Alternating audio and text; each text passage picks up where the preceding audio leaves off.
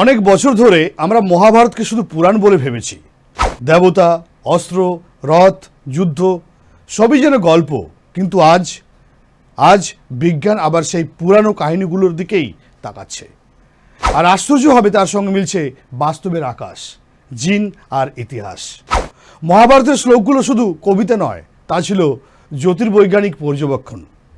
এক শ্লোকে বলা আছে, অরুন্ধতী বশিষ্ঠের আগে দেখা যাচ্ছিল। সাধারণ চোখে এটা কবিতা, কিন্তু বিজ্ঞান জানে অরুন্ধতী আর বশিষ্ঠ, যাদের পশ্চিমে বলে অ্যালকর আর মিজার, তারা ঊর্জা মেজরের এক বিনারি স্টারের সিস্টেম। সাধারণত বশিষ্ঠ সামনে থাকে আর অরুন্ধতী পিছনে, কিন্তু প্রপার মোশন নামের এক ঘটনার কারণে হাজার হাজার বছর আগে, প্রায় 1100 BC থেকে 4500 BC-র মধ্যে একেবারে উল্টো দৃশ্য দেখা গিয়েছিল। অরুন্ধতী সত্যি বশিষ্ঠের আগে দেখা গিয়েছিল, আর সেই বিরল ঘটনাটি মহাভারতের শ্লোকে লেখা।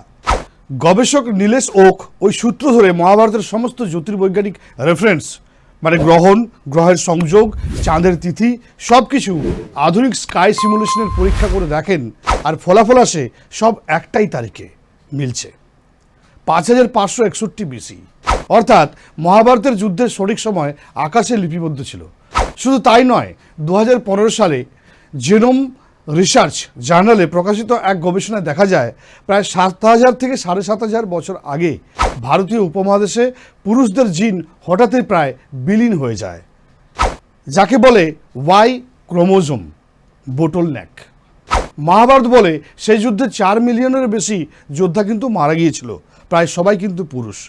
দুই ভিন্ন দিকের ডেটা, একটা পুরাণ, একটা ডিএনএ, দুটোই কিন্তু এক গল্প বলে।